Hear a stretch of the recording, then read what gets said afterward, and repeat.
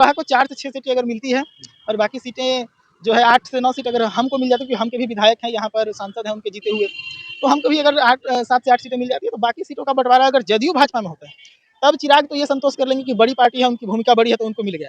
लेकिन अगर उपेंद्र कुशवाहा को मिल जाता 10 सीट, तब तो भी चिराग पासवान बन जाएंगे पुष्पा।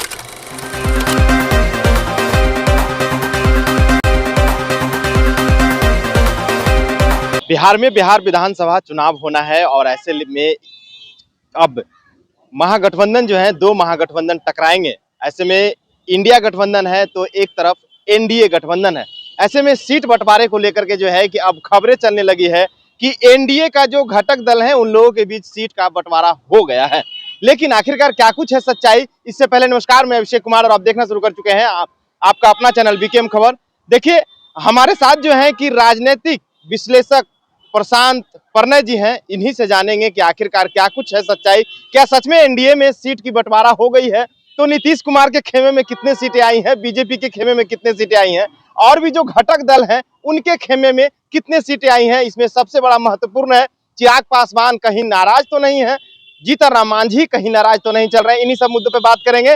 जुड़ते हैं प्रशांत जी से। प्रशांत जी, अब खबरें चलने लगी है सीट का बंटवारा हो गया है एनडीए के बीच में, क्या कुछ सच्चाई है बताइएगा हमारे दर्शकों को। सीटों का बंटवारा हो गया, 102 सीट जदयू को, 101 सीट बीजेपी को, 20 सीट लोजपा रामविलास जिसका नेतृत्व चिराग पासवान करते हैं, 10 सीट हम सेकुलर को जिसका नेतृत्व जीतन राम मांझी के पास है, और 10 सीट राष्ट्रीय लोक मोर्चा जिसका नेतृत्व उपेंद्र कुशवाहा के पास है।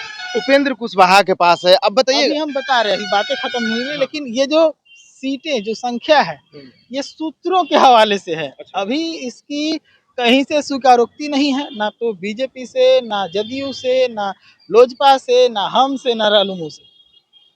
तो ये सूत्रों के हवाले से खबर चल रही है। क्या लगता है ये जो आप बताएं सीट की बंटवारा जो सूत्र के हवाले से खबर है, इस खबर में आपने कहा कुशवाहा जी को भी 10 सीटें मिली है, जबकि अगर लोकसभा में स्ट्राइक रेट देखा जाए तो चिराग पासवान का स्ट्राइक रेट देखिए और कुशवाहा जी का स्ट्राइक रेट देखिए। ऐसे में चिराग पासवान मान जाएंगे 20 सीट पर? बिल्कुल नहीं मानेंगे, और इस चीज का इशारा उनके जीजा जी अरुण भारती लगातार दे रहे हैं। क्योंकि देखिए, सूत्रों के हवाले से जो खबरें चलती हैं, जरूरी नहीं है कि वो 100% सही हो, लेकिन कहा जाता है ना कि धुआं तभी उठता है जब कम से कम चिंगारी लगा हो। तो 100% सही नहीं होता सूत्रों का खबर, लेकिन कुछ तो दम होता है। 20 सीटें नहीं, 20 के आसपास भी होंगी, 20 से प्लस भी सीटें होंगी। लेकिन ऐसे में असहज है लोजपा, जो है वो असहज है, क्योंकि सिंपल सी बात समझिए ना, जिस पार्टी का ना तो अपना कोई विधायक है, ना तो अपना कोई सांसद है, कोई नहीं है उस पार्टी का। उस पार्टी को भी अगर राज्यसभा सांसद अगर उसके नेता को बनाया भी गया है तो बीजेपी के कोटा से गए हैं। तो जिसका अपना कोई वजूद नहीं हो उसको 10 सीटें दे देना, और जिसका 100% का स्ट्राइक रेट हो, 5 सीट पर चुनाव लड़े हैं लोकसभा का और पांचों सीट 100% के स्ट्राइक रेट से जीते हैं। और इस स्ट्राइक रेट को अगर देखा जाए तो दावेदारी तो 30 सीट की कम से कम जो हम लोग देख रहे हैं वो बनती है।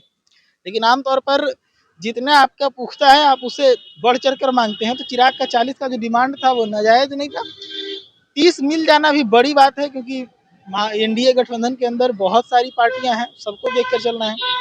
तो ये माना जा रहा था कि 20 सीट के आसपास चिराग को मिलेगा, 20 सीट के आसपास चिराग को मिलेगा ये माना जा रहा था। तब ये नहीं था कि उपेंद्र कुशवाहा को 10 मिल जाएगा। उपेंद्र कुशवाहा को 4 से 6 सीटें अगर मिलती है और बाकी सीटें जो है 8 से 9 सीट अगर हमको मिल जाती है, क्योंकि हम के भी विधायक हैं, यहाँ पर सांसद हैं उनके जीते हुए, तो हमको भी अगर 7 से 8 सीटें मिल जाती है, तो बाकी सीटों का बंटवारा अगर जदयू भाजपा में होता है, तब चिराग तो ये संतोष कर लेंगे कि बड़ी पार्टी है, उनकी भूमिका बड़ी है तो उनको मिल गया। लेकिन अगर उपेंद्र कुशवाहा को मिल जाता 10 सीट, तब तो भी चिराग पासवान बन जाएंगे पुष्पा। 2020 के चुनाव में भी झुके नहीं थे वो, इस बार भी कह रहे हैं झुकेगा नहीं। तो अगर ऐसा कुछ हुआ तो समझ लीजिए कि एक बार फिर से बिहार में एनडीए डामाडोल हो जाएगी। चिराग पासवान उतर जाएंगे गठबंधन से अलग हटकर, गठबंधन से अलग हटकर अगर उतर गए खेला खराब हो जाएगा।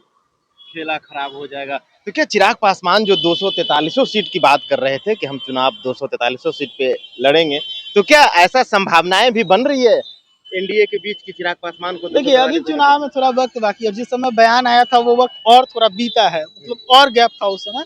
तो एक प्रेशर पॉलिटिक्स तो होती है गठबंधन के अंदर, हर पार्टी का चाहत होता है कि हम ज्यादा सीट पर लड़ें। चिराग भी उस समय प्रेशर बना रहे थे, और अभी देखिए ना अरुण भारती उनके जीजा जी हैं, जैसे ही उनको लगने लगा कि अब सीटें हमारी जो है 20 के नीचे आ रही हैं, 20 के आसपास आ रही हैं, तो उनका बयान क्या आता है कि हम पहले भी चुनाव लड़े थे तो 43 सीट पर चुनाव लड़े थे, एक और चुनाव लड़े थे तो हम 137 सीट पर चुनाव लड़ गए थे, तो हमको जो है उसके बीच का सीट चाहिए। अब समझ लीजिए 43 से 137 के बीच में तकरीबन 90 सीटें आ जाती है, 90 सीटें आ जाती है, तो इतना गैप पॉसिबल तो नहीं है, लेकिन एक बड़ा आंकड़ा इसलिए बताया जा रहा है ताकि प्रेशर जो है वो बीजेपी के ऊपर, जेडीयू के ऊपर जनरेट हो। और बीजेपी का हम नाम पहले इसलिए ले रहे हैं क्योंकि पिछला जो गठबंधन हुआ था, पिछले गठबंधन में भी सीटें जो बांटी गई थी वो, उसमें लोजपा को, हमको, ये सबको किसी पार्टी को सीट नहीं मिली थी। पिछली बार जो सीटों का बंटवारा हुआ था उसमें सीटें जदयू और भाजपा के बीच में बटी थी।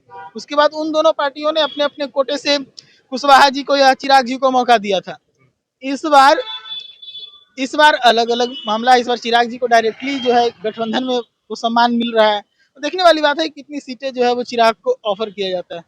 आज सुबह सुबह एक खबरें भी देखने को मिली कि चिराग पासवान का जो एलजेपीआर है वो बीजेपी में विलय होगा और उसके बाद चिराग पासवान को बिहार का मुख्यमंत्री बनाया जाएगा। कहां तक इस खबर की सत्यता है? इस खबर की सत्यता का तो हम इतना ही कहेंगे, ऐसा हुआ तो बीजेपी में विद्रोह हो जाएगा। बीजेपी में विद्रोह हो जाएगा? क्यों? अगर ऐसा हुआ तो क्यों, इसके पीछे का कारण है, बीजेपी जो है उसके कार्यकर्ता मन लगाकर काम करते हैं, इसी के कारण 2 सीट वाली बीजेपी आज भारत पर राज कर रही है। कार्यकर्ता जो है मन लगाकर काम करते हैं और बीजेपी में इनाम भी मिलता है मन मुताबिक, ठीक है। तो ऐसे में बीजेपी के बहुत सारे कार्यकर्ता हैं जो आगे बढ़ने की बात कर रहे हैं, लेकिन अचानक से कोई पैरासूट से उतरेगा, सीधा सीएम की कुर्सी पर बैठ जाएगा, तो जो नीचे इंतजार कर रहे हैं, जिनको लग रहा है कि हम आगे बढ़ सकते थे, उनको लगेगा कि आज इसको बैठाया कल किसी और को बैठा देगा, तो विद्रोह तो होगा ही। विद्रोह होगा। बहुत बहुत धन्यवाद। तो हमारे साथ प्रशांत परने जी थे, इन्होंने बेबाकी से अपने बातों को रखा है और एनडीए की सीट बंटवारे को लेकर के क्या कुछ कहा। क्या चिराग पासवान 20 सीटों पे मानेंगे, लेकिन इन्होंने साफ तौर पे बताया कि जो खबरें चल रही थी चिराग पासवान का पार्टी जो है बीजेपी में विलय होगा, क्या चिराग पासवान को मुख्यमंत्री बनाया जाएगा, ये सब खबरों पे क्या कुछ कहे प्रशांत परने आप लोगों ने सुना। फिलहाल के लिए इतना ही। आपकी क्या राय है, अपनी राय कमेंट बॉक्स में जरूर दीजिएगा। बने रहे बीकेएम खबर के साथ। जय हिंद, जय बिहार।